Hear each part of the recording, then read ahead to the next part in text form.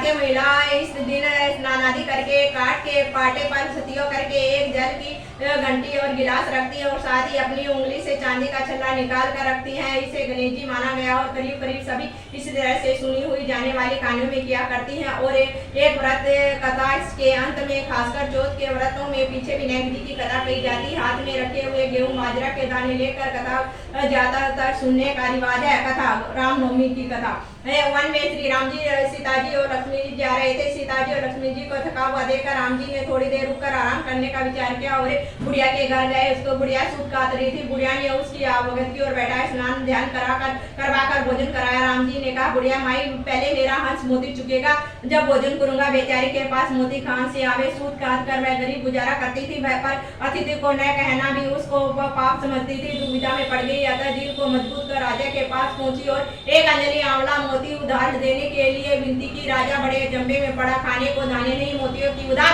वापिस देने का तो सवाल ही नहीं उठता। आखिर राजा ने अपने नौकरों से कहकर पुराने पड़े मोती दिलवा दिए। बुढ़िया लेकर घर आई, हंस को चुगाया और मेहमानों को छाछ रोटी जिमाई। रात को आराम करके सवेरे जाने लगे तो राम जी ने उनके पानी के रखने वाली जगह में एक मोतियों का झाड़ वृक्ष लगा दिया। दिन बीते, पेड़ बड़ा हुआ, फलियां लगने लगी, पर बुढ़िया को कुछ भी पता नहीं। इस पास पड़ोसन चुप चुप कर ले जाती। एक दिन वह नीचे बैठकर सूत काट रही थी तो एक फली टूटकर उसकी गोद में आ पड़ी। बुढ़िया को अज्ञात हुआ कि तो उसने झट से कपड़ा लेकर राजा के पास मोती बांधे और अपना कर्ज चुकाने निकली। उसी ने कुछ मोतियों की पोटली राजा के सामने रखी तो राजा के अचंभे का ठिकाना न रहा।